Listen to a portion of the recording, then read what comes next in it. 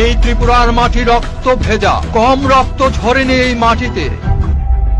12ই December দিনটা যেন আজও বিভীষিকার বার্তা বয়ে আনে ত্রিপুরার খোয়াইয়ের মানুষদের মনে। খোয়াই সহ গোটা ত্রিপুরার মানুষ ভোলেননি 1996 সালে এই অভিশপ্ত 12ই ডিসেম্বর কি ভয়াবহ নারকীয় হত্যালীলা ঘটেছিল ত্রিপুরার মাটিতে। 1996 সালের 12ই ডিসেম্বর কল্যাণপুরের বাজার কলোনিতে রক্তচোষা হায়নাদের দ্বারা নিক্ষিপ্ত তপ্ত বুলেট কেড়ে নেয় থানা থেকে ঢিলছোড়ার দূরত্বে কল্যাণপুর বাজার কলোনিতে সিপিআইএম এর হারমাদ বাহিনীর নৃশংস গুলি চালনায় অকালে ঝরে গিয়েছিল 26টি তরতাজা প্রাণ। তৎকালীন বামফ্রন্টের বিধায়ক মাখনলাল চক্রবর্তীর সাথে বামফ্রন্টের অন্য গোষ্ঠীর অন্তর্দ্বন্দ্বে বলি হয়েছিলেন এই 26 জন মানুষ।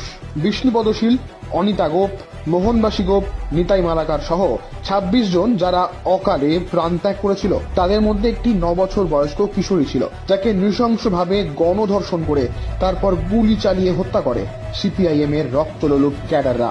থানা থেকে ঢিলছোড়া দূরত্বে এই নারকীয় হত্যালীলা ঘটলেও পুলিশ ও প্রশাসন ছিল সম্পূর্ণ নিশ্চুপ। তাই আজ 12ই ডিসেম্বর বামফ্রন্টের বিরুদ্ধে ত্রিপুরার মানুষের শপথ নেওয়ার দিন।